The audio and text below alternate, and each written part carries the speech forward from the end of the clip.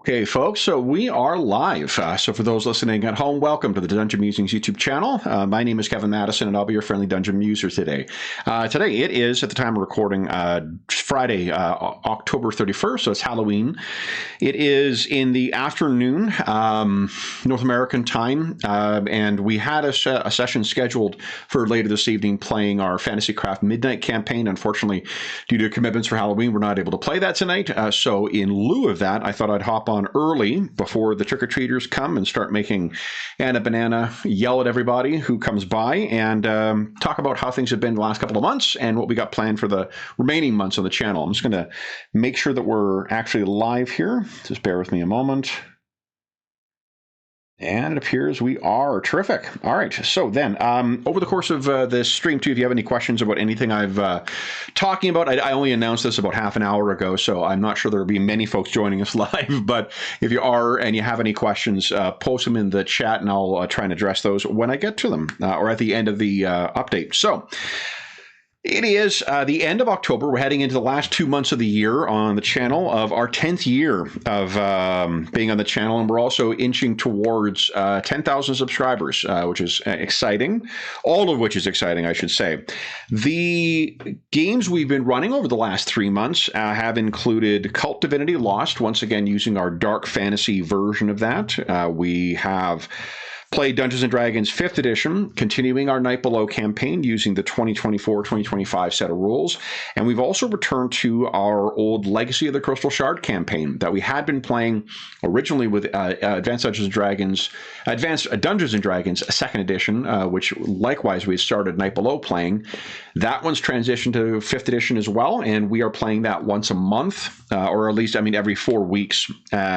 We've played continued Warhammer Fantasy role play 4th edition, and this past month has seen the announcement of the 5th edition of that, so that's going to be interesting to see. Fantasy Craft, we've now committed to an ongoing campaign with that on our alternate Fridays. We're getting close to finishing up a Champions Dracula Dossier mashup. That's using the classic hero system-driven superhero RPG Champions. The 6th edition of that mashed up with one of my favorite mega campaigns, the Dracula Dossier.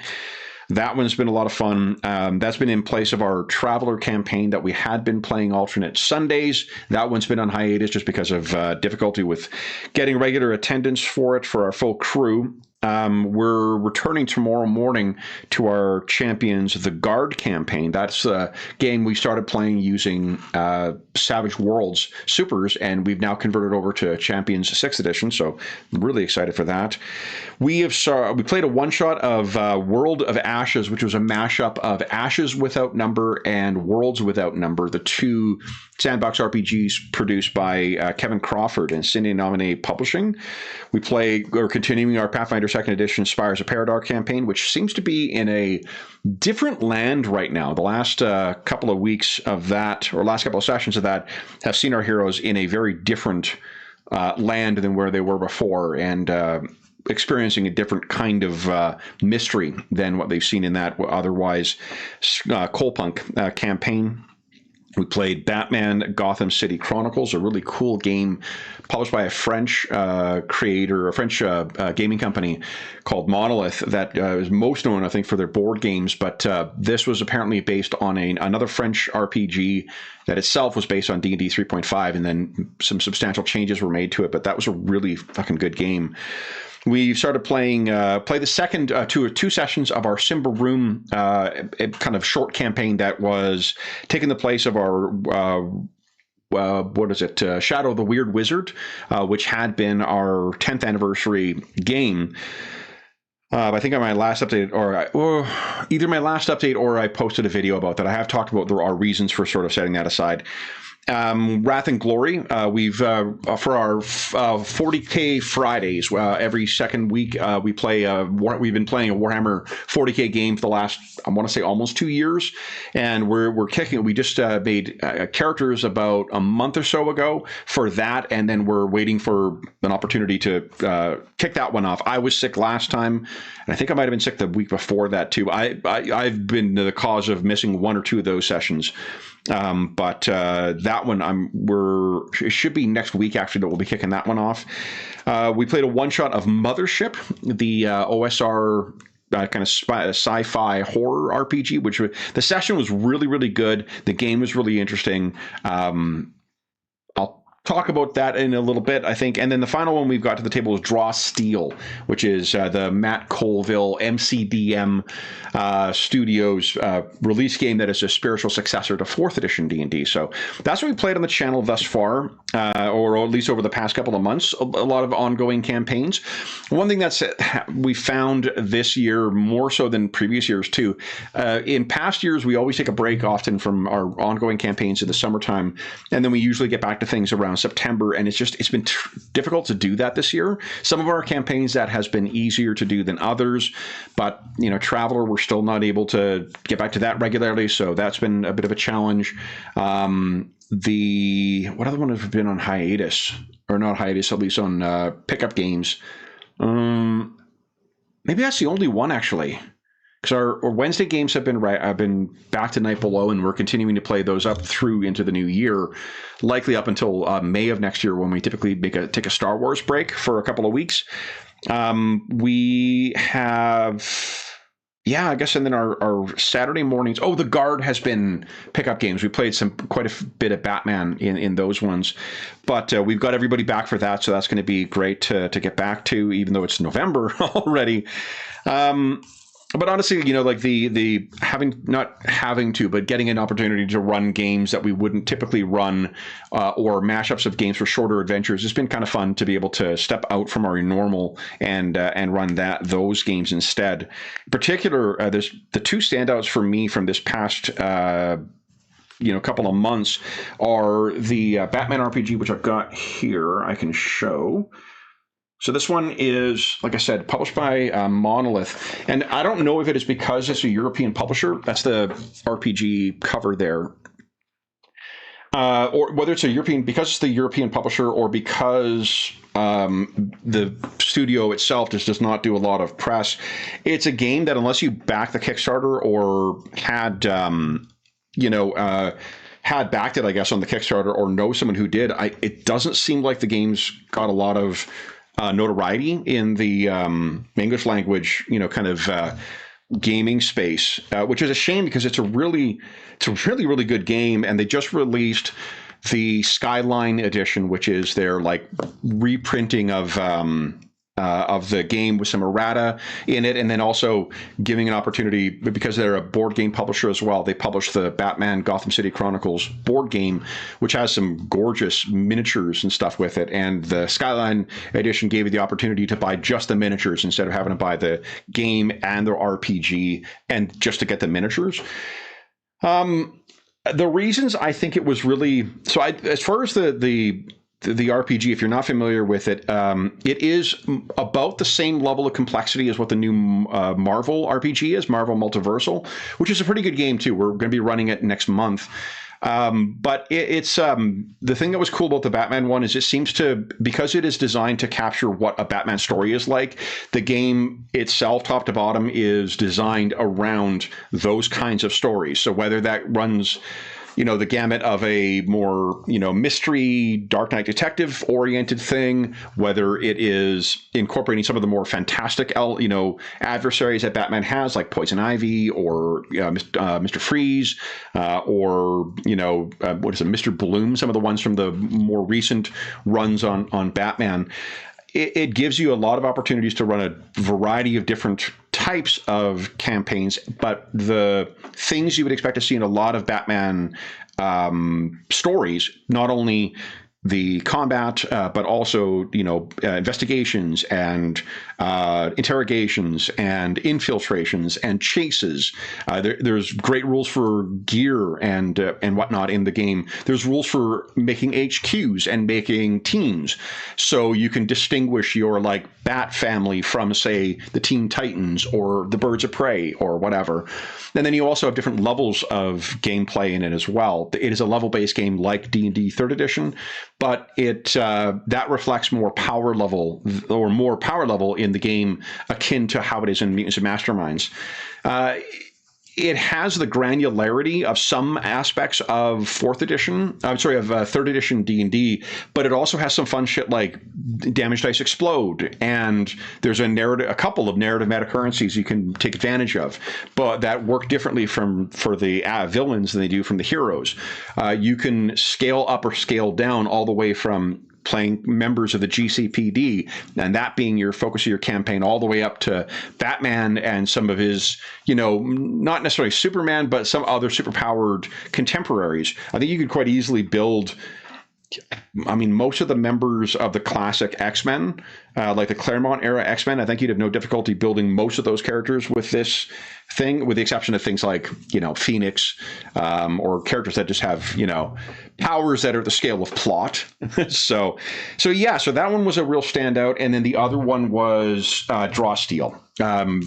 Viewers, like longtime viewers of the channel, will know what a fan I am of the 4th edition D&D. I ran a great deal of 4th edition for the entire lifespan of that game, and we've gone back to it a couple of times over the course of the channel's lifespan to introduce some other players to it who have not played this.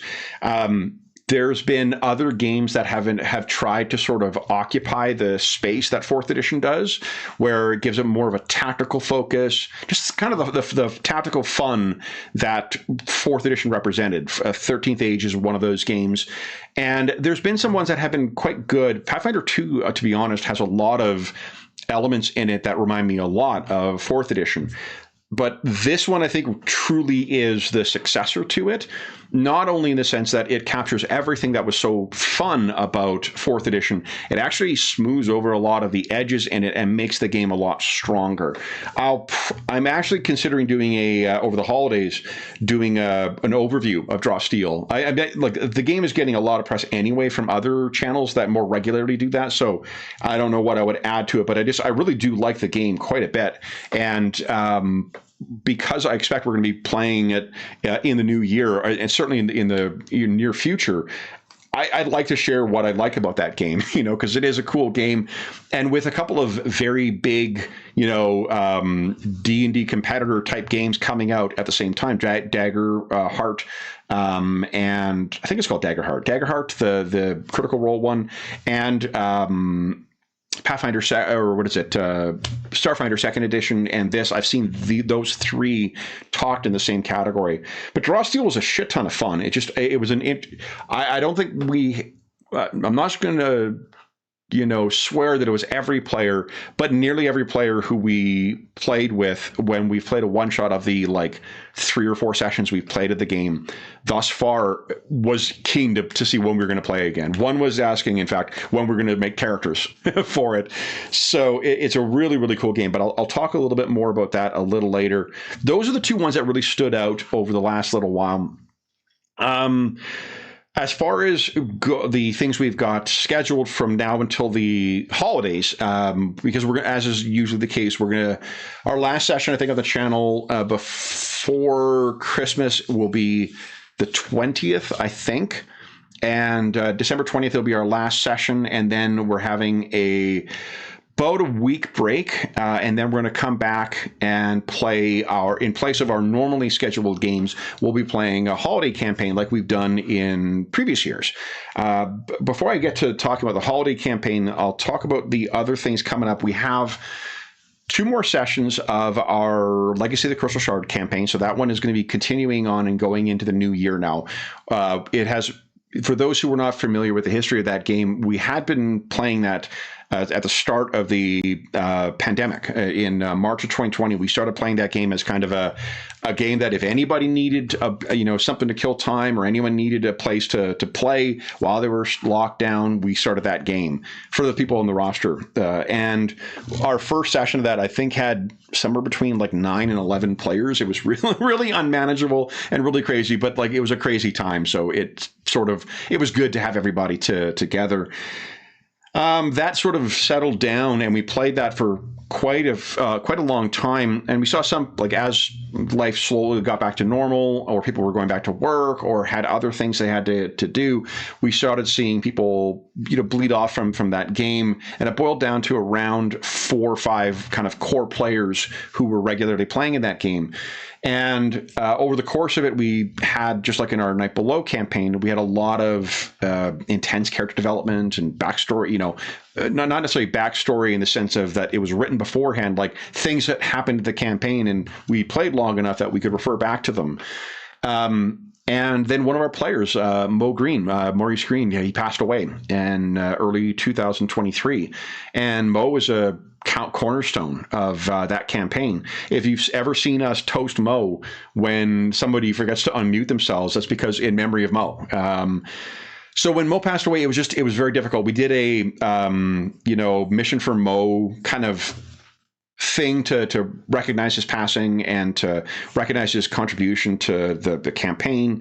And then we sort of set it aside because it was difficult to think about how to carry on with his absence. And then I found myself, we were down players. We talked about it a couple of times over the course of the intervening years. And then this past year, we found ourselves down players on one morning. And I said, hey, you want to, if I can crank out a 5th edition, because we were enjoying the 2024-2025 D&D 5th edition quite a bit. I said, hey, to one of the players, if I'm going to crank out this character, you want to play this tomorrow? And he said, yeah, it sounds good. And then 2 of the players who were from that campaign were like, hey, what's this? What's this about Legacy? So they came back, and then we talked about how much fun we had. We had a really good session with it. And then, we sort of got back in. And then I think the players also peer pressured one of the other roster players who had not played in the campaign before, Graham, into joining the campaign. So Graham's come up with a terrific character that is tied in beautifully with the existing kind of story and the existing dynamic. And the party finally once again has a wizard in the party, which they hadn't for quite some time. And we're scheduling that as an every 4 weeks thing now. So we're going to carry that campaign on until it's concluded. It feels really, really good to be back to that campaign after such a long time away. And it was nice reacquainting ourselves with what had happened before, like what all the different things that the characters had gone through and all the problems they had going on. And it was also fun to come back at it with fresh eyes and review. When we started running that campaign, it had only the Legacy of the Crystal Shard supplement, which is, let's see here. Right. I got stuff jammed in there. Hey, everybody in chat. Hope you folks are having a happy Halloween, either early or late. Oh, my goodness. I'm having a difficulty getting this out. Okay. So this was the game, or the module we started with, was Legacy of the Crystal Shard. Nice little simple thing. Nice little simple module that was released as part of the D&D Next playtest stuff to sort of push the. I think there's a couple of goals they had with it, like some interesting experimental art stuff that was in it with some gorgeous maps and whatnot, pushing the story of Forgotten Realms a little further forward, and linking into some existing video games, because we had the Murder in Baldur's Gate was the first one, and then Legacy of the Crystal Shard was the second one. But then we had Rime of the Frostmaiden release for it, which was kind of I don't want to say successor, because it really kind of, there are repeats of some story elements from Legacy of the Crystal Shard, but it's also quite different, and it takes place later. But that release, and then we ended up running kind of a mashup of the two things, and also inventing our own, stuff for it. But it's been really, really good to get back to that campaign. It's often, I think it's a good reminder for me that I tend to treat it that like no campaign is ever dead. I'm not sure. I have one time in my early 20s, we had a Legacy or a Legend of the Five Rings campaign that was an ongoing thing for quite some time, and then it looked like we weren't going to get back to it. And so I told one of the players all the stuff that was planned for it, because they really wanted to know. That was a mistake, because I once that was done, there wasn't a lot of value in going back to that. I already told them what was going to happen. And like, not only is that wrong because like a campaign is going to, if you, the way I run campaigns, at least, there's an enormous amount of input from the players as to where things go and what becomes important. So it was foolish of me to think that there was one route to get there, but also it sort of killed the possibility of going back to it. So ever since I've always been either reluctant to or just not telling players where we were going to go with a campaign. And this is a good example of why you don't do that, because you never know when you're going to have an opportunity to get back and revisit things. So I'll stand by my not sharing stuff in future. We haven't played a full proper session of it yet, but I'm really excited to start back to our Champions version of the Guard tomorrow. That campaign has been a lot of fun, and I had over the summer I was reading a bunch of different stuff on my a bunch of comics over my holiday break, and one of the things that I read was the Mark Grunwald run on Captain America. It's been released in 2 omnibuy now, and so you can get his entire run in 2 books. The second volume, I'll be honest, is not the strongest of things. There's a lot of good stuff in there, and I know I know friends of mine who really like some of the stuff, particularly the art from that arc. But I think the first half of it, leading up to issue 350 I think it's 350, is where John Walker is introduced. That's really the strongest work that's there. And one of the things they talk about in the intro is how Grunwald influenced sort of the continuity heaviness of post 90s or like post 80s comic books, because he was an editor as well as a writer. And you can see it in that series where there's a lot of references to what's going on in the wider Marvel universe at the time. And the pacing of it, I think, was really, really good as far as like stealing the idea for how to pace a superhero campaign, of having things happen in the immediacy, but also slowly building towards stuff rather than have everything slowly build, which is how I think I approached some of I wasn't too crazy about the pacing that I had set for the original our original run on the Savage Worlds version of the Guard. So I'm really looking forward to that. We had a couple of really, really good kind of beat 'em up sessions of playing Champions recently, and we also the last couple of sessions we played of our Dracula Dossier Champions game have been really, really fun. If you haven't been watching that one, it is using Champions to play basically super spies who are working for the Champions universe version of like S.H.I.E.L.D., but it's set in the 1960s, and it's set in Cold War Berlin, and the adversary is Count Dracula. So it's we're adapting a story from one of the Dracula Dossier products, and just the kind of like supernatural slugfest stuff in that game, it has been really, really fun.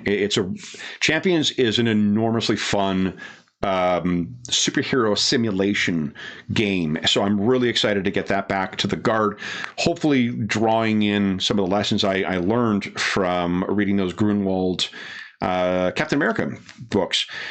We also have a final session of our Simba Room game that will be in November, and then we have nothing in December, no extra game like of the year 10 things. And then we have our last player pick game that in December as well, and that'll be playing Fading Suns. This is a game I've played twice, I think now. Either once or twice. Graham's run it for us either once or twice. Maybe it's only once. But I really had a good time playing it. And the game system mechanics are really interesting in it. There's a neat kind of like constant generation of narrative metacurrency. And the setting is pretty daunting, I won't lie. If you're not familiar with it, it is a bit thick getting in. And I'm finding myself getting tripped up on things where the things that it's homaged from are confusing me, because it has homages to like Dune and to 40K and to sort of in a similar sci-fi medievalness of it. And I get kind of tripped up rather than focusing on what the setting is, of just assuming it's like what I've seen in other settings, and that's really doing the game a disservice. So I have a month and change to get myself up to speed on that, but I'm really looking forward to that. We got some great players that are going to be joining us for that one, including a couple real big fans of Fading Sun. So I want to make sure I deliver on that as well. Also, I'm a sucker for overly fussy, complicated game mechanics. So I'm looking forward to seeing that at the table. Let's see here, what other things? From the last little bit, our Wrath and Glory game, we've got, I think, what'll be a real fun, clear structure for that. So it's going to be, we're using Wrath and Glory for this next sort of 40K story we're playing, and that one is going to be, that is their action adventure RPG.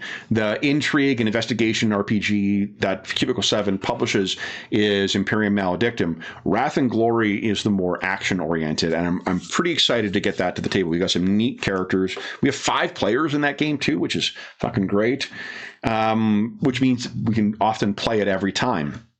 So that's how things have gone. As far as it has felt very busy, I will say. The day job has been quite busy over the last little while, and the schedule we've had with pickups on the extra Saturday sessions for it, I felt quite taxed, and I don't think that in particular for some of our ongoing campaigns, I feel like I had been, especially in like August and September, treading water to a degree in it, and not really trying to be as innovative and trying to be as, make things as interesting as I could for the ongoing campaigns, because I was limited in time and I was focusing more on making sure those one-shots were coming off more direct, more, effectively. But I mean, we're fortunately as we wrap up October has been a less busy month for me. I feel like I've got a much better, opportunity to catch my breath on it. I feel like all of our ongoing campaigns are in a good place right now. Our Traveler campaign, we do need to get back to, and we intend on doing that. It's just scheduling is an absolute bear for that campaign. We all enjoy it, and it does seem like a lot of the viewers enjoy that campaign as well. But if we have to postpone further returns to it, just understand that it's on account of scheduling. I don't know what the status of that one is. Hopefully, once we finish our Dracula Dossier adventure and bring that to a close, we'll be returning to Traveler. But we'll just have to see. If it Although, I guess, in keeping with what I said about the Legacy of the Crystal Shard game, remember that there's no such thing as a dead campaign on our channel. So just because we have not played something in a while, it does not mean that we're not going to return to it. Especially for some of the longer ongoing games too. Night Below is a really good example of this. There's just times when all of us want to play something different for a little bit. And while collectively on the channel, we do play a lot of different games, that's not the same. Every game we have on the channel is a different table. And some players are only able to play in one campaign in all the ones we have. And sometimes those players and myself want to do something different for a little bit with that group.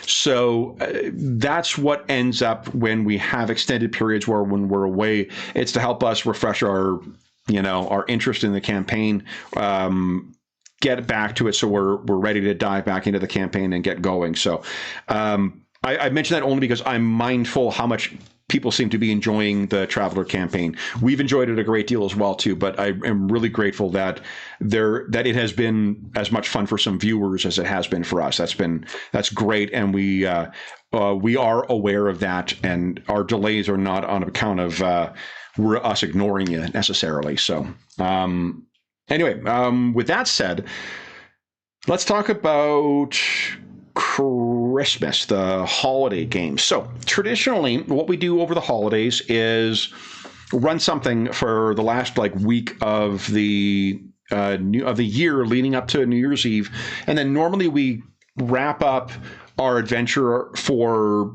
New Year's Eve, kind of midnight UK time or Western Europe time, at least. I think that's actually an hour difference for some of those. But the reason being is because we've got some players who are playing, that'll be their midnight. And it's difficult to play something that's going to start in the afternoon and go all the way till midnight my time, right? We've done that with our charity marathon this year, but I think I'd rather have quality over quantity. So this year we're probably going to do the same thing. Is we're not going to run something that's going to be North American midnight time. I say that now, but I don't know. Like we'll see what comes of it. But the plan is.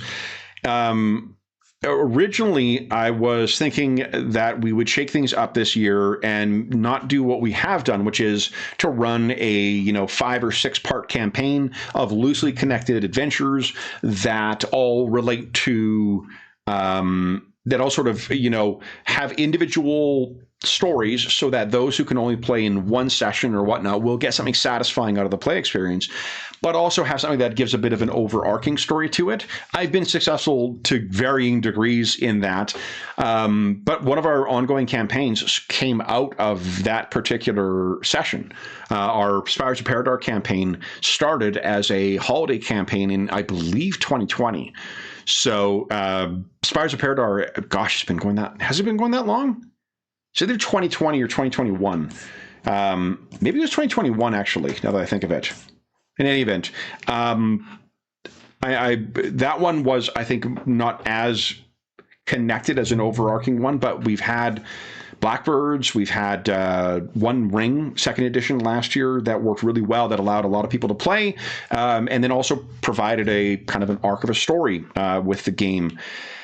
For this year, I had initially thought, because we've got so many games that are on our kind of to-do list, that I might just run a bunch of individual one-shots. And then I started sitting down and trying to winnow it down to like, okay, what games would we use for that? And that list has been, well, also, I should say, I ran the idea past the players. And so while some of the players, it's definitely important for them to, if they're only going to be able to play in one, to have a satisfying, one shots and not make it feel like they're just guest stars in someone else's story. So I want to make sure that is the case. But more said that they wanted something that was more like what we've done in past. And looking back at comments that we've seen on those older holiday campaigns, I realize that there may be some folks who do want, that's what they're joining those or watching those campaigns for, is to get that discrete, 4-part, 5-part, 6-part story out of the arc, and then have something that you can be done with. So I've landed back on doing a single game or a single arc for that period. I managed to winnow the game. I started with a list of 6 games. I winnowed it down to 4 and made some sample characters for each of the 4 games. And then I circulated those to the players to see if there was any, response to one or the other. And then I talked to some of the players who were going to be playing in more than half of the games. And then I went back to the drawing board because we were having difficulty landing on just one. And then I sat down and did 11 characters for each of the 4 campaigns, 5 parts to the story, and then a kind of summary of what the overall story would be for each of them. And somehow that 4 became 6. So I now have 6 games that are sort of in the hopper for potential holiday games. And I thought I'd share them with you because whatever we don't run over the holidays, it's very likely we're going to get them to the table in one way or another in 2026. I also have some also-rans, some games that came very close, and I thought I'd mention those as well, just because it seems folks like hearing about some of these more unusual games that we may not feature on the channel as much. One I will tell you I considered it, but just because we're going to be playing, I expect a fair bit of it in the coming months and year. Draw Steel's not one of them. Draw Steel is a game we are definitely going to be playing more of on the channel. It is just that because I knew that we were going to be doing that, it's just not worth giving up the opportunity to run another game that we might not see more often. Boy, I thought it was too early for trick-or-treaters, but it seems I was mistaken. It's only 2:00 our time. How about... Well, I don't. Anyway, Anna says hi to everybody. Hope that you are having a wonderful Halloween. The also rans. Let's talk about some of those. So One of them, because we ran, I think last year we ran an unofficial Elder Scrolls RPG, which was created by fans, which was a fucking amazing game. Like, for RPGs, it was a really, really good game. The fact that it was made by fans is even more incredible. Like, what a astounding labor of love. And recently I thought about the game again, went back to their Discord server, and I found that they'd completed their draft of their third edition. They're poking at a fourth edition now, but like the third edition took them a couple of years to put together. So I think the fourth edition is going to be several years off. But the third edition is done. And one of the things it reminded me of is that that game was based, or influenced, I should say, by a number of other games, including RuneQuest, 6th edition, aka Mithras. It was influenced by Dark Heresy, 1st edition, the Warhammer 40k RPG, and it was influenced by Eclipse Phase. Eclipse Phase, if you're not familiar, is a transhuman horror RPG that was authored by one of the guys who was heavily involved with Shadowrun 3rd edition, Rob Boyle, and who's the primary designer on this. And Rob was a designer on Shadowrun 3rd edition. I love Shadowrun, and Shadowrun 3rd edition is the version of the game I've probably played the most.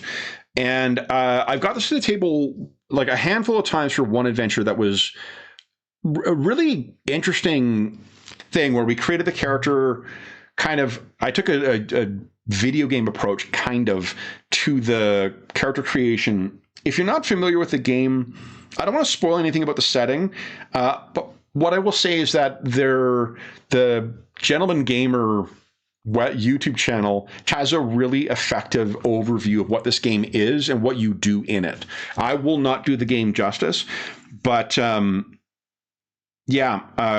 rewatched Altered Carbon again recently, it got me thinking about this game because the idea of a disconnect between your mind and your body and being able to project your mind into other bodies and like copy your mind or fork bits of it out. It's all core parts of this game. So it's just a really fascinating game that I think that a lot of cyberpunk stuff doesn't quite grapple with. This feels like it's the child of a later version of,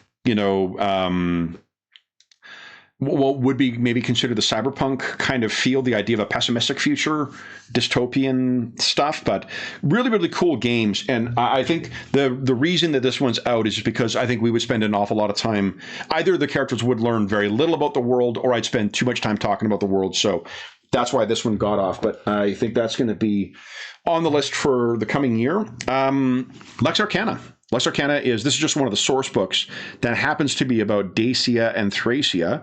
Viewers on our Discord server may have seen that I've been talking about Transylvania quite a bit, and I got some source books or some source material, research material in about Transylvania recently, in part because this source book happens to cover that region and has some really fucking cool stuff. It's a really, really cool source book. If you're not familiar with Lex Arcana, it's a fantasy RPG set in kind of a revisionist Roman Empire, where you're playing characters who are agents of the Empire investigating supernatural or magical threats. It's got a lot of really interesting game mechanics to it, and the setting is it has some of the very best source material for a Roman Empire era game of any RPG, maybe the best. There's a source book in particular called Encyclopedia Arcana, which just gives you information about the setting, and having things like a 3D illustration of an apartment or of a, not a caravansary, but a roadside inn and things like that is just incredible. So it really helps to bring that setting to life. The investigative aspect is really good. The gameplay is very quick and intuitive. There's a neat game mechanic component where you're sort of able to build your dice pools the way you want. And then this one has because of the setting in this too, it has a kind of secret connection to the Hyborian Age. Now, don't tell anyone. But so anyway, this one was a very close one. I had a lot of fun reading and running that one. And every time I do run it, I question why I haven't run it more. The only reason I decided not to run that is because the last time I ran Lex Arcana. I had an adventure written, and then we ended up playing 4 hours worth of one little side thing that came up on the fly. And I'm not confident I would be able to adequately deliver a satisfying experience for everybody who played in a 5-part campaign with that one. So that is why that one went to the wayside. Another one is Ars Magica. This is those who are familiar with the channel will know that Ars Magica for a long, long time was a white whale of mine. The game is set in a mythic or mystical version of medieval Europe that can be dialed up or dialed down to be as historical or as magical as what you'd like. There just so happens to be a source book called Against the Dark that is set in not only Transylvania, but gives you information about Transylvania and the Slavic region and Hungary and Bulgaria. It's very, very cool. And the only reason that this one is not on there is, again, the last time I ran this, we ran a 4-hour session for an adventure that should have taken 4 hours to complete, and we didn't complete it. We got about halfway through. So I want to make sure that every one of the sessions is satisfying for the players, but at the same time, I don't want to sacrifice what the game offers. And I think occupying the world as your characters in this game is part of the draw of it. It is such an interesting game, and our role play session with it was everything that I hoped it would be as well too. It's a really, really good game. That's the one that's the closest to a maybe at that present. So those are the ones that are the also rans. Let's talk about the 6 that are in the kind of in the running, as it were. So first up, I'll go the order. I've got them in my notes here. First one is Spycraft 2.0. Spycraft 2.0. I'm telling you, Anna's a big fan. Spycraft 2.0, if you're not familiar, is the second edition of the spy RPG or espionage RPG that was released alongside the OGL or third edition license.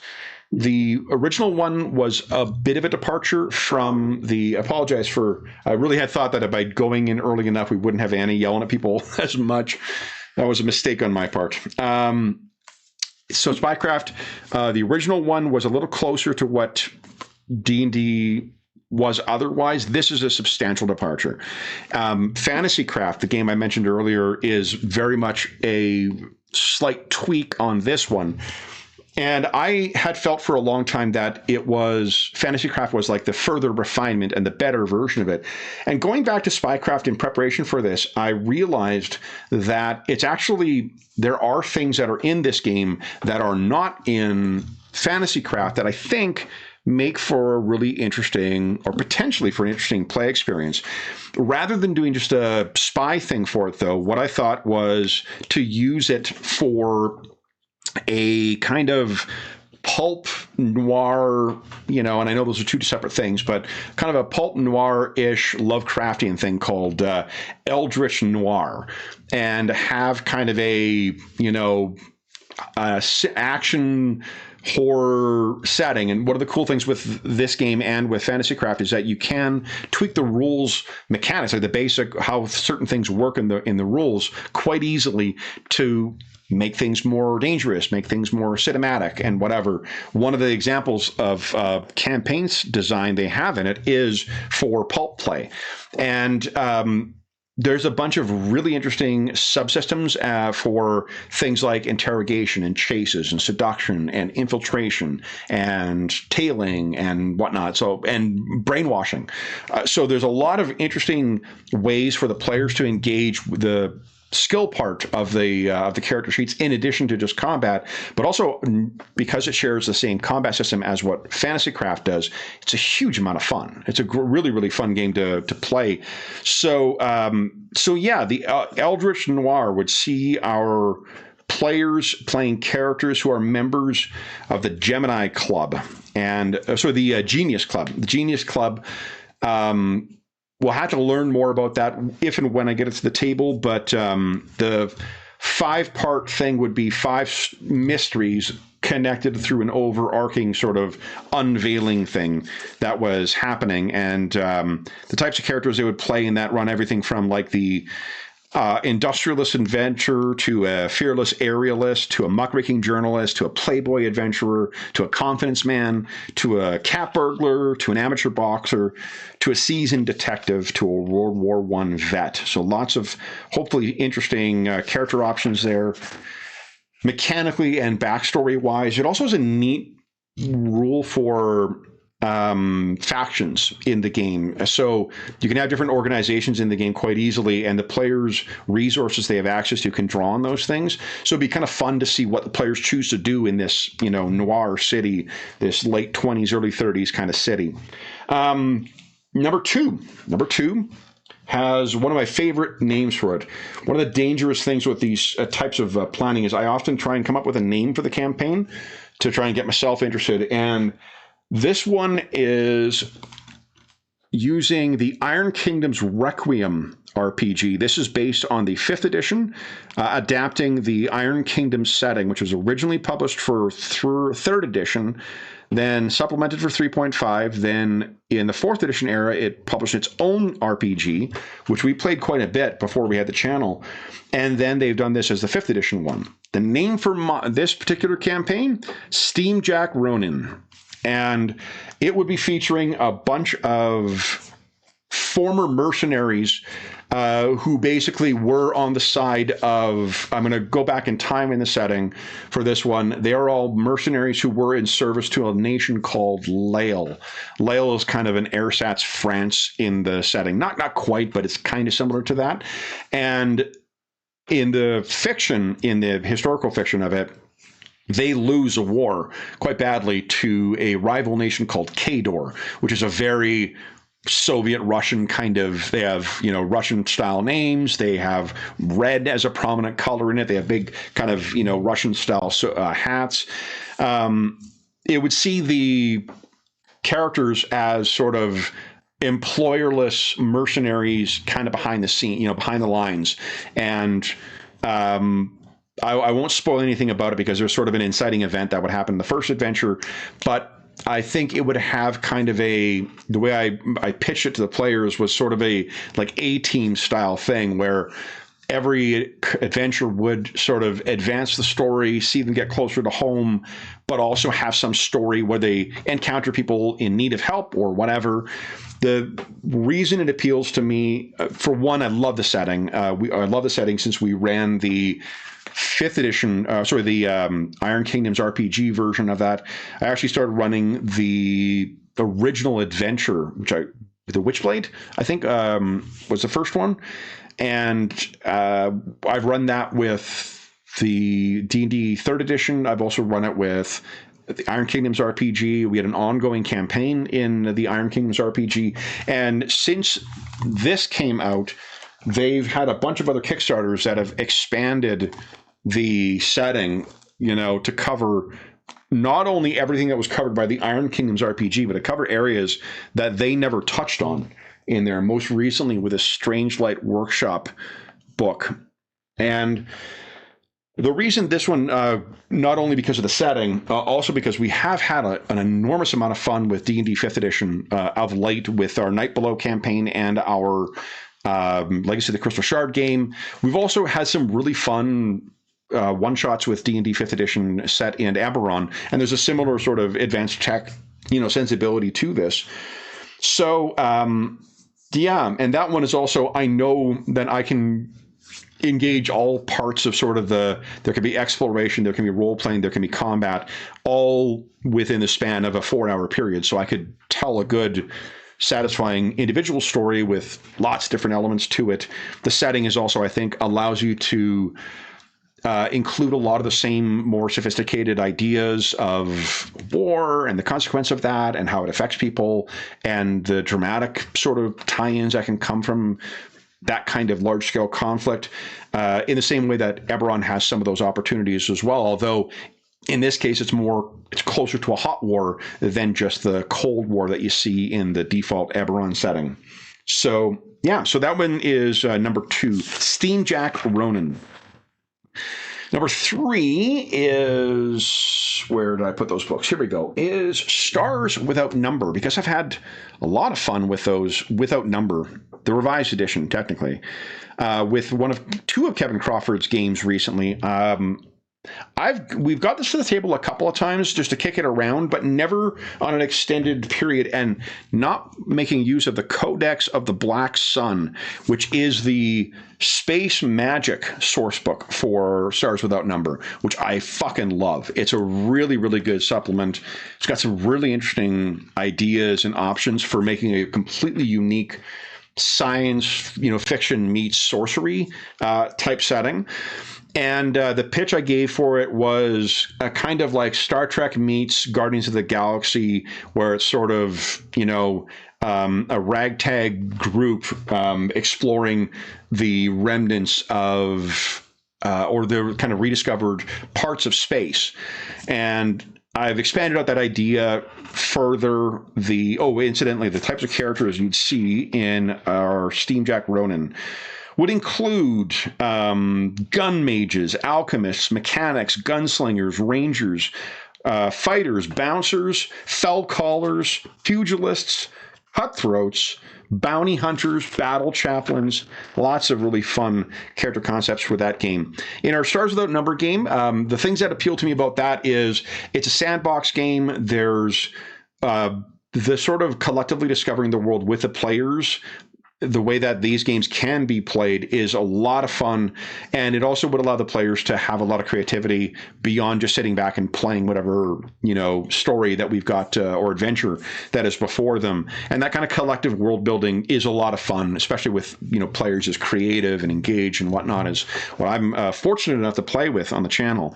So I think that would be a really interesting game as well. Some of the player types included in that one might include psychic vagabonds, soldiers, criminals, warriors, psychic thugs, higher spells, Templars, warriors, veterans. I keep saying warrior. Kev, are you stuck on repeat? Sorry. Sunblade warriors, war mages, god hunters, pactors, arcanists. Lots of cool different character ideas. And there's also a really good Starship combat system in there. Not only good in the sense that it's a good cohesive set of rules, it looks like it'll play in a reasonable amount of time, so I don't have to devote a whole fucking session to just playing one Starship combat, so that really appeals as well. Yeah. The next one is Cities Without Number. Oh, the name of that campaign, incidentally, this one might need some work, is Arcana Technocracy. The next one is another Kevin Crawford game, Cities Without Number. This is a cyberpunk version of the game. And the thing that's really cool about his games is that every time there's a new one, this one is the penultimate one. The most recent game is Ashes Without Number, which is his post-apocalyptic game. Incidentally, both, if you're not aware, Cities Without Number, Stars Without Number, Worlds Without Number, Ashes Without Number, you can get a free PDF copy of those games on DriveThruRPG. They have deluxe editions that have like extra stuff, extra rules put in it, but it is usually no more than around 25 to 30 pages of what is an otherwise like 300 or 400 page book. You get most of the game for free. You certainly get enough of the game to play for free. All the extra stuff is always addendum stuff, like extra stuff that you wouldn't feel was missing from your game. But this game, the neat thing I was going to say is he also tweaks the rules to try new things out. And there's a really neat thing in this where he basically uses like the way that gear protects you, because the game is quite lethal and you only have so many hit points, your gear kind of gives you a temp hit points component that wears, like, they refreshes after a combat, but it represents sort of the protective value of your gear. And I think that's really interesting. I'm not sure. I'd be interested to see how it works in play, but I think it's a cool way of being able to play a setting where violence, I think, is more implied to be part of the game than what necessarily like Stars Without Number. You could play a trader campaign where you're just going across the galaxy, trading goods and whatnot, and occasionally running into gunfights. The grittiness that's inherent in Cyberpunk, it just feels like it's going to be violent more often. So it's very cool that they've got that little bit of the way of adding cushion to that. Like many of his other games, there's some fantastic resources for customizing the setting, for creating interesting NPCs, for creating interesting jobs for the characters to do, for creating a sandbox where the players get to decide what they want to do, who they want to align with, who they want to interact with, and on top of that, this game. So what I wanted to do with it to sort of push it in a different direction, I thought it'd be cool to look at a different part of the world rather than, or at least a different part of North America than what we typically see in these. And it's influenced pretty heavily by the Peripheral, the Amazon show that was based on William Gibson's novel. I love that first season of the show. It's a shame that it was a victim of the writer's strike. But the idea for this campaign is Black Mountain Chrome. It's cyberpunks trying to survive in Kentucky, in rural Kentucky, cyberpunk stuff. So we've got a variety of, outlanders, drone jockeys, gangers, traders, performers, doctors, spies, cyber vets, the typical stuff you would expect to see from a cyberpunk setting. But I don't know. I think it's one of those things where I'm really interested to see the game in play. With the NPCs populating the world, Cyberpunk lends itself to the sort of colorful characters you see in noir fiction, I think, as well. Whether that's just influenced because of William Gibson's writing or his, the world that he populates. But I love the idea of these bigger than life characters, that occupy that world for the players to play off against. And unlike some of the other games, this one expressly incorporates the other Without Numbers games. This one expressly incorporates rules for contacts, which is definitely drawn from Shadowrun and might have been drawn from Cyberpunk as well. So that's that one, Black Mountain Chrome. Next is this one. I actually don't have a name for it because I've only started thinking about it and then couldn't stop thinking about it. We ran last year. I think it was last year. I'm fairly certain it was last year. We ran a one-shot of this game, Shadowrun 6th edition. Now, I mentioned I played an enormous amount of Shadowrun 3rd edition. When 6th edition came out, I owned 5th edition, but I found 5th to be way too crunchy for me. I got it to the table a couple of times. The core mechanic was really interesting, but the gameplay, it had so many contingent modifiers and stuff that it was too much, particularly for people who were not ensconced in Shadowrun minutia. There's too many other things to explain in addition to the rules. 6th edition, aka 6th World, is an effort to dramatically simplify this without just becoming a version of the Shadowrun Anarchy rules, which is a very, very, very rules-light game. Anna, honey, who are we yelling out? My goodness. The 6th World, I had not run because I picked up the original release for 6th World, and it was honestly unintelligible. Like I couldn't figure out what the game was, and it didn't seem like I was the only one who felt that way. So I sort of just decided, all right, well, I guess, I've got all the Shadowrun I need now. And then it was one of the players in the channel, Ingolf. In Germany, Shadowrun is a much bigger thing than it is in North America. And he had said that, they've gone back and they've released these cities editions. This is the Berlin one. There's a Seattle one, which basically revises all the things that were screwed up about the initial release to clarify what the game is. And then they also released a Shadowrun Companion, which gives you a bunch of optional rules to make the game closer to the simulationist game that the other ones weren't. Not to the same degree that 5th edition. It's not just turning it all the way back to that. That game is still there. So if that is more your brand of it, then it's there for you. But this one, we ran a one-shot, and it was with a number of players who were not familiar with Shadowrun and certainly not with the setting. And it was, I think, if not the best, one of the best singular sessions of Shadowrun I've had.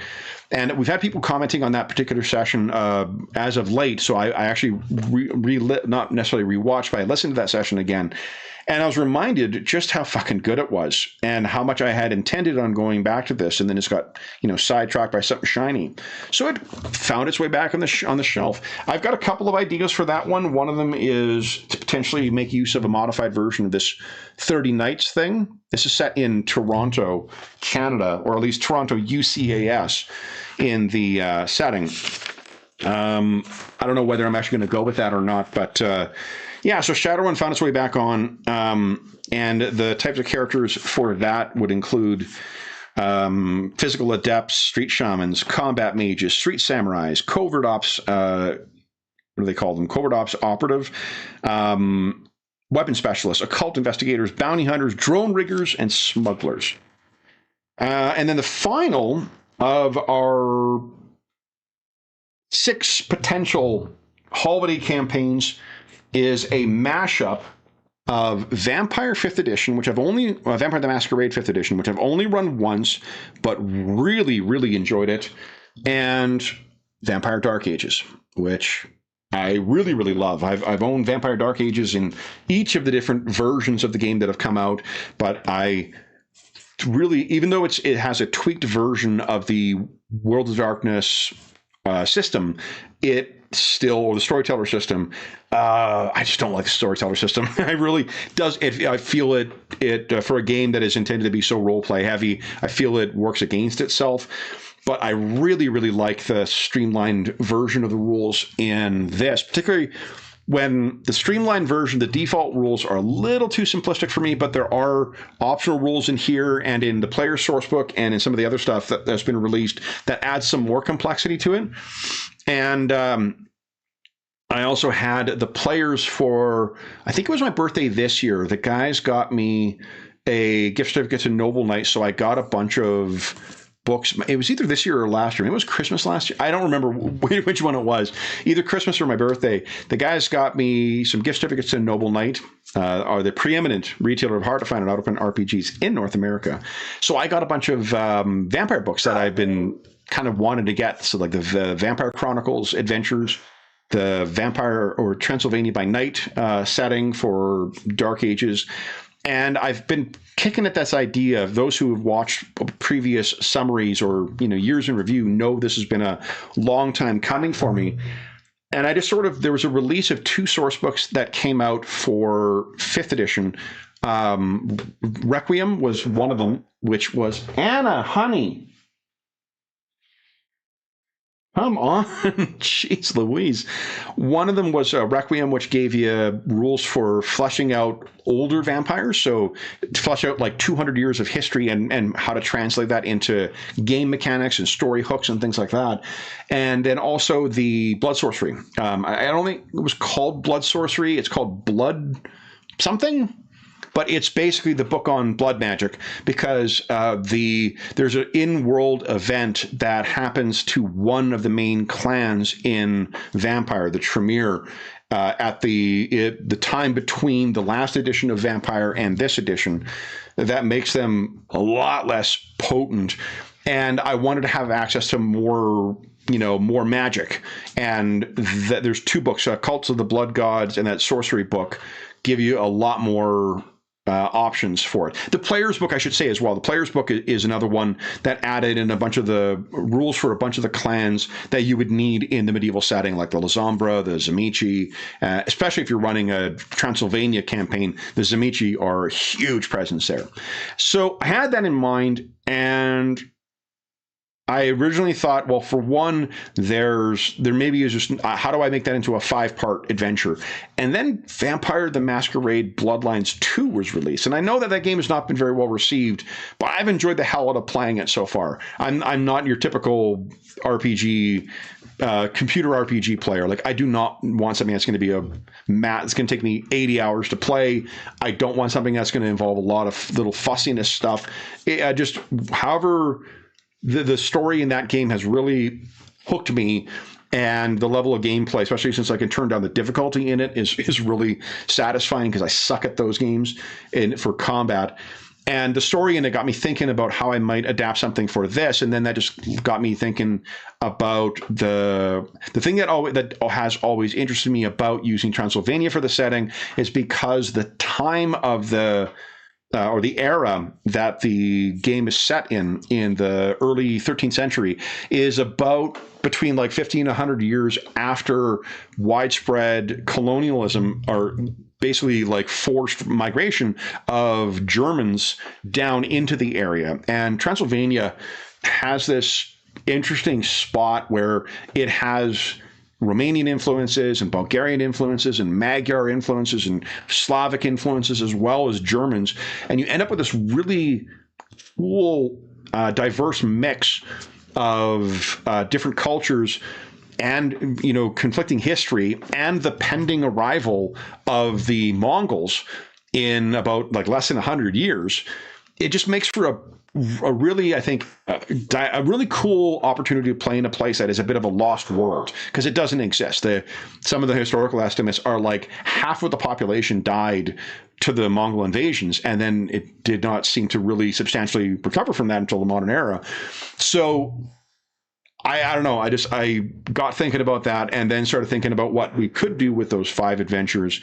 And I got 5 characters or 11 characters out of that, and how they might fit together, and how we might make it a playable game for folks who do not know anything about the setting, do not know anything about the Masquerade or whatever, or in particular don't like playing vampires. Like, there's some of our player roster who it doesn't interest them playing these, a monster, and that's perfectly fine. So this one, I don't know. This one is, I don't know if this one is obviously I don't know if any of these are the right fit. This is the one I'm currently the most excited about, just because it's Halloween. Maybe it's just my mind is in this vampire thing, but the types of characters that we would see in that would include a Nosferatu gamekeeper, a Tremere scholar, a Ventrue ex-crusader, a Gangrel ex-crusader, a Lasombra noble and cultist, a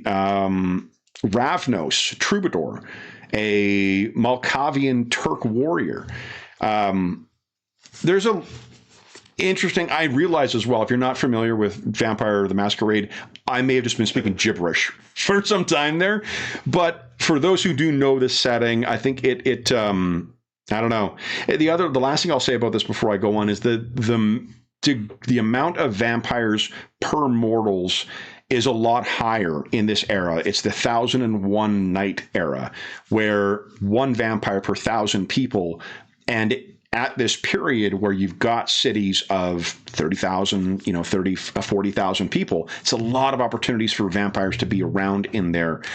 And then you overlay that with the history in the setting and the cool stuff that's in the historical setting, and then the stuff that you can draw on that is the long-term plot stuff, the magical shit that makes up the setting, like vampire cults and old gods, and the influence of relatively close places like the Tomb of Attila, not for nothing, features in 2 of the gaming products that I've mentioned over the course of this, one of which also recasts him as a vampire, and it's not one of the vampire supplements. So that one, it would be good. That one also is a long-term, what do you call it? White Whale for me as well. Just getting Vampire of the Dark Ages, I've mentioned in many, many, many of these overviews, so it'd be kind of cool to get that to the table. But there's also so many other interesting options. So those are the 6 most fleshed out ideas that we have for this. I don't know which one we're going to land on, but I'm confident that you will see the ones we do not run over the holidays. There's a very good chance you'll see that in the coming years, either as things we play when we're pausing from other games, or things we'll play as pickups, or try at the table. I'll check a chat and see if there's any questions that anybody has. Hey, everybody. Oh, wow. Hold up here. Any chance of returning to AD&D with Night Below? No, probably not. We had a lot of fun with AD&D Second Edition, and there's been times where we thought about like the things we missed about that and how much fun it was in the early era. But I think that the experience we were looking to explore again, we've already achieved that with both the time we spent with Night Below and with Legacy of the Crystal Shard. And the thing I found over the course of play, especially as the characters got higher up in levels and we were seeing more, everyone with more magic items, a lot of the things that I found frustrating about AD&D Second Edition the first time, I was rediscovering. So I got a chance to go the full gamut of the things I loved about the game and the things I just didn't care for about the game. In particular, where both of those campaigns are now, where they're at kind of like mid-levels, I think that 5th edition does a really good job of capturing a manageable balance between kind of heroic but vulnerable. We've had one character die and one character come very close to it in 5th edition alone, in our Night Below campaign. So the game is, as there's folks who criticize 5th edition as not being deadly enough, right? The way it was in old school games. And, there's enough interesting optional rules that you can use to make that a much more serious, a much more resource management game the way that D&D Second Edition was, and make the peril of the loss of those resources. Anna says hi too. Hi. Finish yelling? Yeah. So so we did have a great, enormous amount of fun with AD&D Second Edition.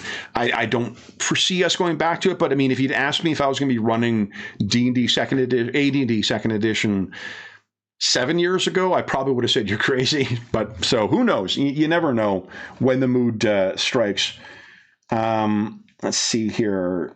I show my court wig for the Halloween special. We don't wear wigs. It is the UK, or more to the point, England and Nigeria are the only 2 jurisdictions that still wig. My robes, on the other hand. Hope for more draw steel. Well, then, will you be happy for this coming Sunday? This coming Sunday, we're playing some more draw steel. 2 new players to draw steel, 2 new characters, 2 new classes we haven't seen on the table, and some more enemies that we have not seen at the table. So we'll be featuring a bunch of new stuff with that then. Mothership was awesome. I completely agree. The Mothership session, it's a game.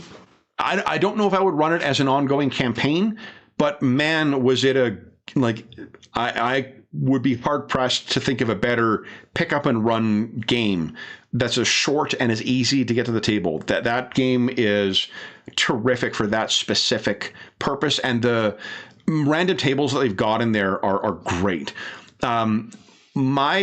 As is obvious by probably some of the games I've talked about, like my personal preference lends to more complicated games, games that have more stuff to the rules, and I like taking advantage of those. Like a good mid-range complexity for me is Dragonbane. I think Dragonbane is a fucking awesome RPG, not only because the base game itself is just a ton of fun, lots of great options for players, lots of fun in combat, very easy to run. It's also extraordinarily easy to add other rules on. Our charity session charity marathon this year was such a success in large part for the gameplay because of Dragonbane. It's such a good game, and it's a reason we're going to use it for next year's campaign as well. We're going right back to Dragonbane Bane, whether it's the same characters, different characters, or whatnot. I don't feel that Mothership has a strong enough base to it. I think there are elements from that game that are absolutely worth checking out and drawing ideas from. I just think the game itself is not robust enough to support the kind of more extended gameplay and more involved gameplay that I prefer. I think we enjoyed it in spite of the system in some way for it. So the Night Below crew is so much fun to watch. Oh, that's great to hear, Robin. Thank you very much. I tend to agree. The actions you've taken bring us more TPKs this year. Yeah, we've had some, gosh, in late July and early August. That was a rough, a rough period to be a player. Oh my goodness. Let's see here. Thanks for the kind words to everybody as well, too. Really appreciate that. Loving the Dracula Dossier session. That is awesome to hear. Thank you, THX. Let's see. Annie. Oh, the dog before Anna was Emmylou. Emmylou was also, she was a pit bull boxer cross, and Anna Banana is a pit bull whippet. So Anna is just a little faster at racing around and making noise. Emmylou was a little stockier about making noise. Let's see. Playing GURPS in an Iron Kingdom setting. That is super cool. That's a very interesting combination. Let's see here. Andrew's thief is not dead. He was just stoned. Yes, he was very much stoned. Awesome. Okay, so I think I've answered all the questions. Would love to see a Temple of Elemental Evil session. I'll tell you about. It's funny you mentioned that. There is a story that Monty Cook used to share about Temple of Elemental Evil, because it came out around the same time that D20 Modern came out. And he talked about how one of the ways they play tested D20 Modern was by running Temple of Elemental Evil, Return to the Temple of Elemental Evil, the 3rd edition version, with D20 Modern. So like SWAT teams and stuff trying to make their way through that dungeon. And that idea has stuck with me for a long time. I really like the idea of kind of there's a bunch of great video games nowadays that have that sort of very, very cool mashup of the two, particularly with the rise of kind of extraction shooters. There's some great horror extraction shooters that allow you to have that dungeon-esque quality with more modern day things. I had for a long time thought that Alternity might be a good pick for that, but Alternity is such a busy system that it's very both in terms of the amount of work that goes into generating and leveling up characters and tracking in play, because you got to find a bunch of different results in it, and there's also this scaling of dicing where sometimes you're adding or sometimes you're subtracting dice results from your D20 roll. And I also think that, I don't know, like a D20 is pretty swingy as it is. When you add in another dice, that's also going to have random elements to it. It feels like it drifts into the territory that I didn't enjoy the feel of big dice pools in Genesis or Star Wars Fantasy Flight. So that one's kind of off the list, but Spycraft, I think, would be a pretty fucking cool combo. And one of the great things with both Spycraft and Fantasycraft is there are rules in Fantasycraft for adapting anything from a D&D 3rd, D&D 3.5, Pathfinder 1st edition, from any of those source books into Fantasycraft or Spycraft, which means everything in Return to Elemental Evil could very easily be switched over. So seeing it in a strict fantasy context, possibly not. Seeing it in the context of a dungeon delving kind of like modern day thing, that might be really cool. But I don't know. We'll have to see.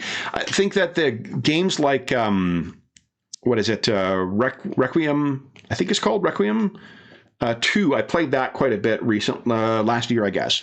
And it's pitched as like a Dark Souls with guns, but it's got this very cool kind of horror quasi fantasy thing with a post-apocalyptic vibe that I think is just a really, really unique combo. I'd love to try and recapture something like that in an RPG format as well. Just I need to figure out what that might look like. So anyway, that is I think probably, because I don't see any other questions here, that's probably going to bring us to the end of the overview. We got a lot of exciting stuff coming for 2026. I'm going to do another year in review, probably on New Year's Eve, like I typically do. So New Year's Eve, we'll have a session earlier in the day, and then just before the evening, I'll do another year in review, either that or on New Year's Day. I might do them on New Year's Day now that I think of it. So one of those 2 days, I'll definitely be doing that overview. I have been extremely lax in providing any other game overviews over the past couple of years as well, and I am mindful of that. So this coming year, I intend on slotting in more of those, so we can just have an opportunity to talk about very specific games in a great deal of detail.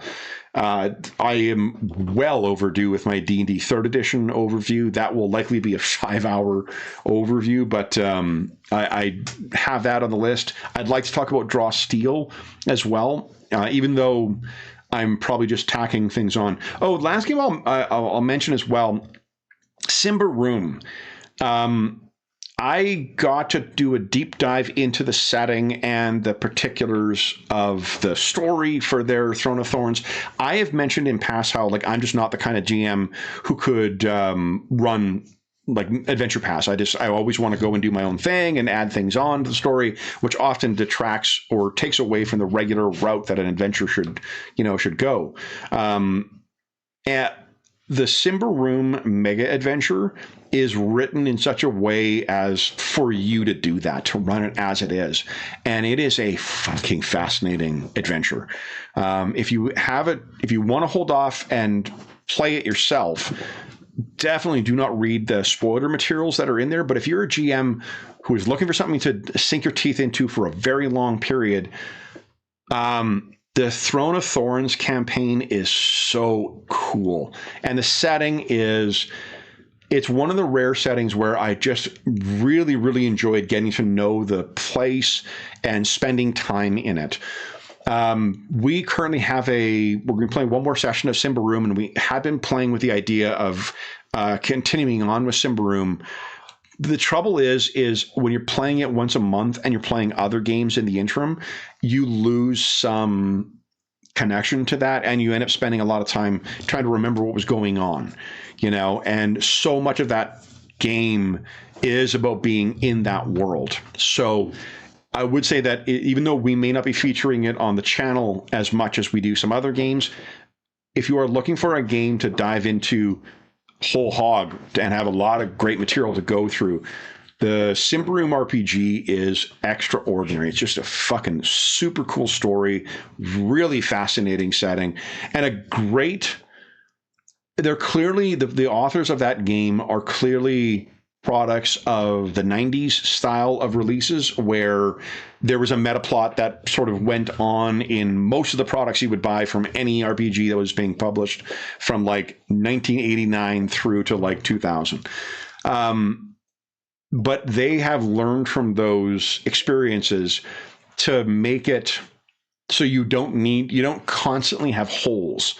The answers for stuff that you're looking for is out there in some of the products and accessible. So the 90s stuff was always fucking frustrating because you would never, in some cases, we never got answers to some of the questions that were posed in the metafiction and whatnot and the meta plot. That isn't the case.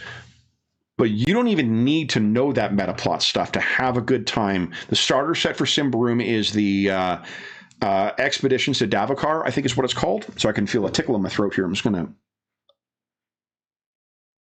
get a quick sip before I cough. If you are looking for something that is extremely immersive, has a real dark fantasy quality to it, and is very relatively mechanically easy to get going at the table, it's a terrific game. Really, really terrific game. The fact that we're not going to be featuring it as often on the channel says nothing about the quality of that game. It really is just a matter of the commitment that I think that kind of game requires would just supplant the Night Below game probably, or in terms of, because that's a one we play every week. or at least something that we regularly have the same group of players for every 2 weeks, like Paradar. And I don't want to give up on either of those games just to run, Simba Room. So, yeah. Anyway, with that is. Oh, it's good to know. Yeah. So F says that the APs aren't really as complete and require some homebrew stuff. Yeah, it could be. Though my efforts that I've to run them up to the to date have always sort of run up against that. But the last one that our Alien Archive is coming out soon. Because we had such a good time with Starfinder First Edition, I'll bet you'll see some Starfinder Second Edition in the new year as well, because we like PF2 quite a bit, and Starfinder 2 looks like it's going to be pretty interesting, and there's some great source books out for it. So, but anyway, I will say a very happy Halloween to everybody. If you're listening to this live or later today, hope you have a wonderful Halloween. Have a terrific weekend. Thank you so much for joining me today, for joining us for the past couple of months. And I will see you back at the table really, really soon. Until we see you again, stay safe, stay healthy, and happy